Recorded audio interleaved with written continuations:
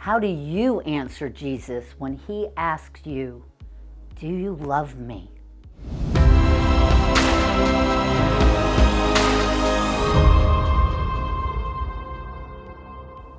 Welcome to the third Sunday of Easter. Have you ever known when you've disappointed someone you love?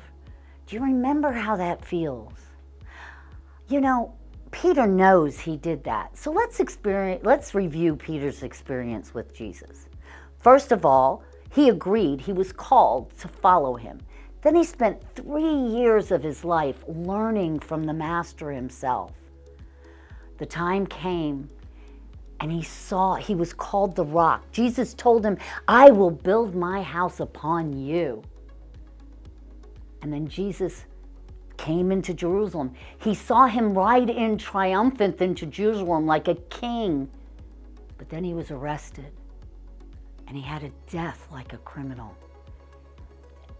And then Peter denied even knowing him during Christ's trial. Can you imagine how Peter felt? Can you imagine how badly he must have felt when his friend was killed? Now they're sitting up in the upper room.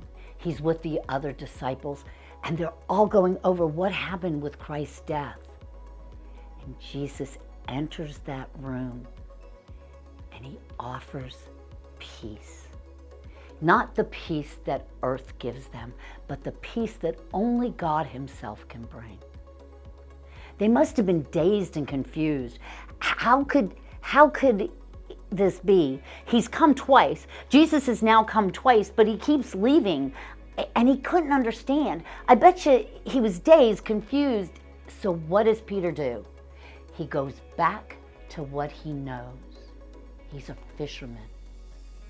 And at that point he says, I'm done, I'm going fishing.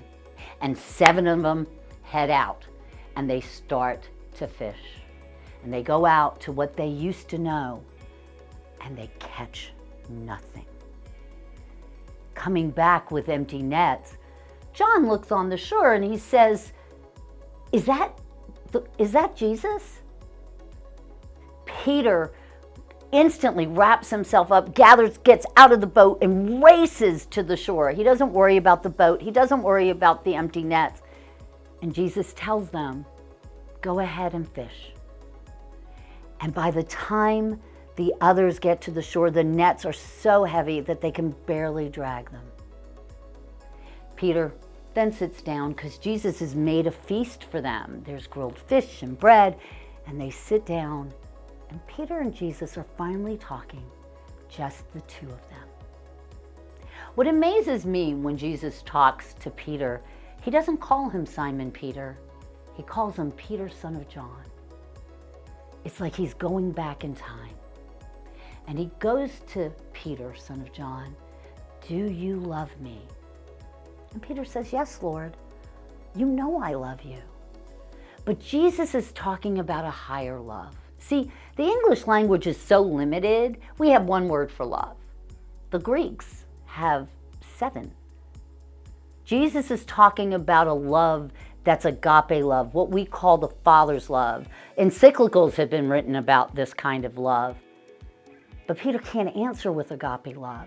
He can only answer with human love, a brotherly love, a type of love that he understands, a filial love. And he says, yes, God, I love you. Yes, Jesus, I love you.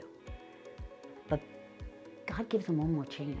Jesus gives him one more chance. And he says, Peter, son of John, do you love me? And do you love me with that kind of deep love that I'm asking for? But Peter says, yes, God, I love you. But it's the same human love that Peter talks about. Again, Jesus asked a third time, Peter, do you love me? And he says, yes. God still talks about the higher love. Peter still answers with the lower love. But Jesus takes that. Jesus has given him an opportunity at that moment to recommit to him. to Christ himself. Peter was the first one that recognized Jesus as the Son of Man. And he gives him the opportunity for Peter to recommit to that with a total love and a total forgiveness.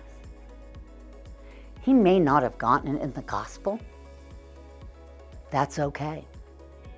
Where he got it, however, was in our first reading today. Now Peter gets to answer Jesus with that higher love.